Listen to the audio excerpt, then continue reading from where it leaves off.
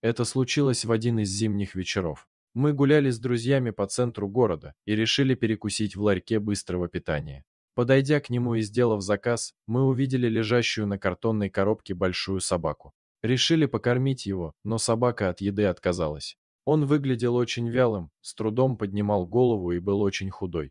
Но делать было нечего, мы оставили ему еду и пошли дальше. Все время нашей прогулки я думала о собаке и переживала, мы с другом решили хотя бы отнести ему молока. Сходив в магазин, мы вернулись к ларьку, но собаки там не было. Мы увидели его лежащим на ступеньках у соседнего здания.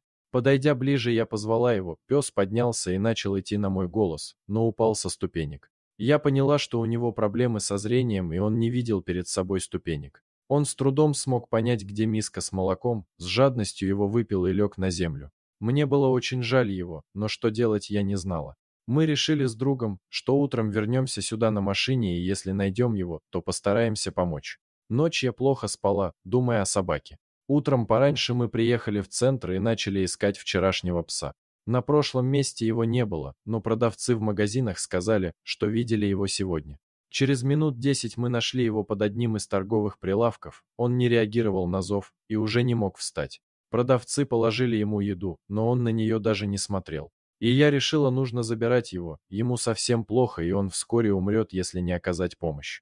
Пес был не маленьким, хоть он и был худой дворняжкой, но ростом выше моих коленей. Мы с трудом вытащили его из-под прилавка, уложили на заднее сиденье машины и поехали в ветеринарную клинику. В этой клинике меня уже очень хорошо знают, я у них постоянный клиент с любыми животными, не один год. В этот раз они тоже были не удивлены, осмотрели собаку и достаточно быстро поставили диагноз. Оказалось, пес пострадал от укуса клеща. В связи с этим у него начались проблемы с желудком, анемия и частичная потеря зрения. И мы решили попробовать его спасти. Ему сразу сделали несколько уколов и капельницу выписали нам лечение на неделю, дали специальный корм и капли для глаз. Мне пришлось забирать огромного пса в свою квартиру. Я назвала его Шариком. По приезду с ветеринарной клиники я обустроила ему место и искупала. Первые пару дней ему было очень плохо, он выходил в туалет только возле подъезда, его постоянно рвало, он плохо ел и в основном только пил воду. Неделю я колола ему антибиотики, давала лекарства для желудка и капала глаза. Благодаря лечению его самочувствие начало улучшаться. Он начал больше гулять, проявлять интерес к окружающему миру и играться. Со зрением было еще не очень хорошо, и это было очень смешно, как он неловко бегал, врезался в людей и спотыкаясь о бордюры, при этом вовсю виляя хвостом.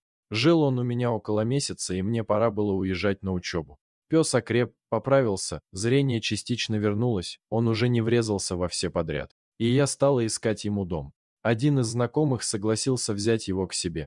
У него как раз был свой двор, где наш крупный Шарик мог свободно бегать. И мы отвезли его на новое место жительства, где он сразу подружился.